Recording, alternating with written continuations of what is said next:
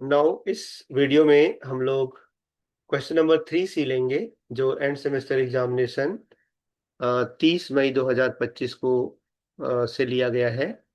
इसमें जो क्वेश्चन है वो है, check whether the set of vectors are linearly independent. तो तीन वेक्टर्स दिया है, 2 2 1, 1 3 1 and 1 2 2।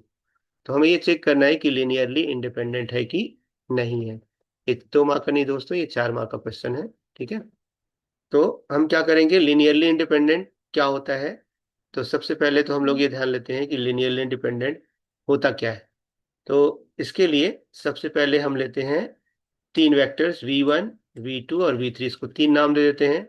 To check whether v1, v2, v3 are linearly independent, हम लोग लेंगे इसका linear combination k1 v1 plus k2 v2 plus k3 v3 which is equal to 0, where k1 k2 k3 are scalars। तो अब इस equation को, ये linear combination को अगर हम लोग सॉल्व करेंगे और k1 k2 k3 तीनों की वैल्यू अगर 0 मिलती है, then we are able to say that the vectors are linearly independent. ठीक है, तो इसके लिए सबसे ये स्टेप नंबर 1 हो गया। स्टेप नंबर 2 पे हम लोग आते हैं, फॉर्म द इक्वेशन। तो अभी देखो ये k v1, तो v1 की वैल्यू क्या है, 2 2 1।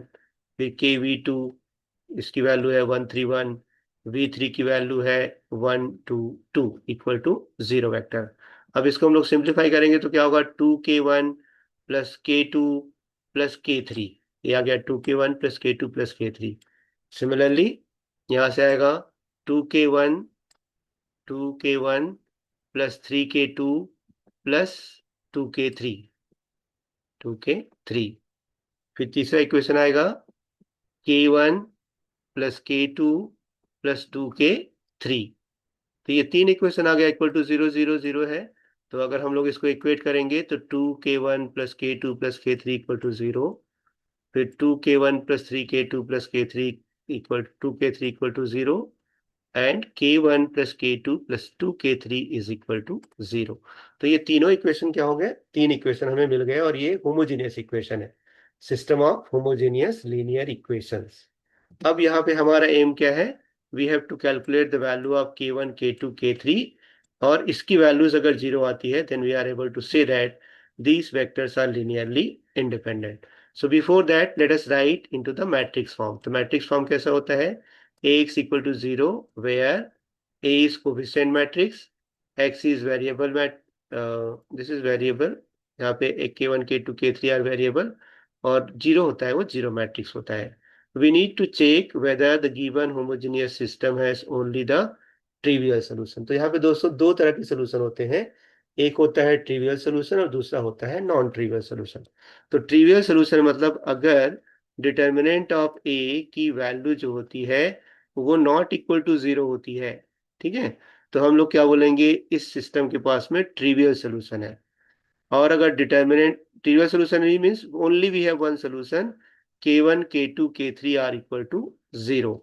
और अगर determinant of a equal to 0 होता है तो we say that it has non trivial solution, और इस टाइम फिर k1 k2 k3 की वैल्यू जो है वो 0 नहीं होगी, कुछ ना कुछ वैल्यूज मिलेगी।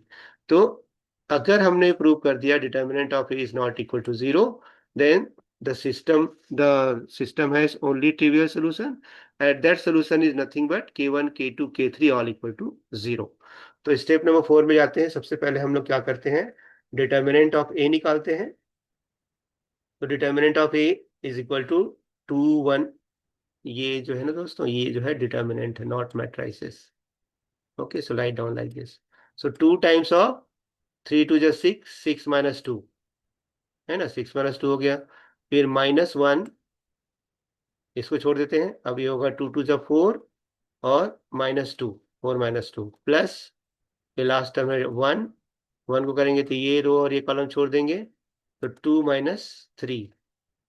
ओके, नाउ ये 6 -2 कितना हो जाएगा, 4 हो जाएगा। 2 2 2 इंटू 4 माइनस ये हो जाएगा 2, -1 into 2 is equal to -2 and 1 minus of 1, so this is -1। So ये 8 हो गया दोस्तों, और ये हो गया -2, ये हो गया -1। तो which gives 5 which is not equal to 0। तो अभी मैंने बताया कि since determinant of A is not equal to 0, the system Ax equal to 0 has only the trivial solution given by k1 equal to k2 equal to k3 equal to 0. Therefore, now let us go to the conclusion. Since the only solution is k1 equal to k2 equal to k3 equal to 0, therefore the vectors v1, v2, v3 are linearly independent. ठीक है। अब अगर यहाँ पे हम लोग आगे कोई एग्जांपल लेंगे, देखेंगे। अब अगर ये 0 हो जाता है ना, तो इस समय वेक्टर क्या होता, लिनियरली डिपेंडेंट होता। और फिर we will try to find out what is the relation between the dependent vectors। तो यहाँ पे क्या हो गया, linearly independent है। So therefore the set of vectors 2 2 1 1 3 1 and 1 2 2 is linearly are linearly independent।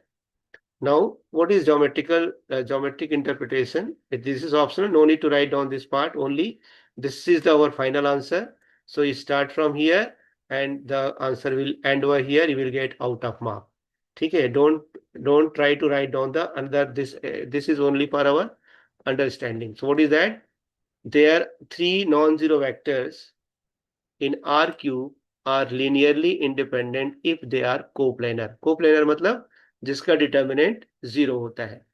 If तो क्या हो जाएगा, कोप्लेनर मतलब जिसका डिटर्मिनेंट 0। तो यहाँ पे not coplanar means not coplanar means determinant of A is not equal to 0। So determinant of A is not equal to 0. The three vectors do not lie in the same plane through the origin. Hence, they form a basis of R cube। तो यहाँ पे एक और question पूछ सकते हैं। कैसा question पूछ सकते हैं कि check whether this set of vectors form the basis of vector space or not। ठीक है। तो सेम ही प्रोसेस करेंगे और यहाँ पे हम लोग लिख देंगे hence since the vectors are linearly independent। और एक और चीज यहाँ पे डालेंगे, ये जो R3 होता है, R3 का जो डायमेंशन होता है वो T3 होता है, मतलब ये फाइनाइट है।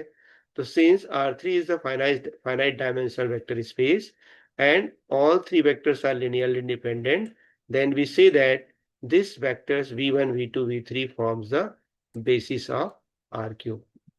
ठीक है। तो यहाँ पे for vectors in R cube compute determinant of the matrix formed by taking vectors as column। If determinant of A is not equal to 0, then it is linearly independent। अगर दोस्तों आपको समय नहीं मिल रहा है ज्यादा इस क्वेश्चन के लिए, तो आप क्या कर सकते हो, ये सारा स्केप कर सकते हो only after this step number 1। ठीक है। और step number 2, you can directly find out the determinant of A। If it is not equal to 0, we directly say that the given vectors are linearly independent। और अगर ये 0 हो गया तो आप इतना बता सकते हो ये linearly dependent है। दोनों आंसर सिर्फ ये डिटर्मिनेंट पे डिपेंड करता है। और अगर आप इतना भी निकालते हो देन यू आल्सो गेट, यहाँ पे 3 मार्क मिलेगा आपको। ठीक है। और दूसरा केस में अगर होता है लिनियरली डिपेंडेंट होगा तो भी अगर यहाँ तक निकाल रहे हैं और उसमें पूछा है कि फाइंड आउट द रिलेशन, तो भी अगर यहाँ तक निकालते हैं और बोलते हैं सिंस इसका डिटर्मिनेंट 0 है तो ये लिनियरली डिपेंडेंट होगा, बस इतना भी लिखेंगे तो आपको 3 मार्क मिलेगा। 1 मार्क जो बचता है वो रिलेशन निकालने के लिए होता है। तो हम लोग आगे जो नेक्स्ट क्वेश्चन होगा 4 ABC में, उसमें से इस तरह का एक एग्जाम्पल हम लोग लेंगे, पूछा हुआ है इस एग्जाम में, तो वो वाला क्वेश्चन हम लोग लेंगे। ठीक है। तो चलो दोस्तों, थैंक यू वेरी मच।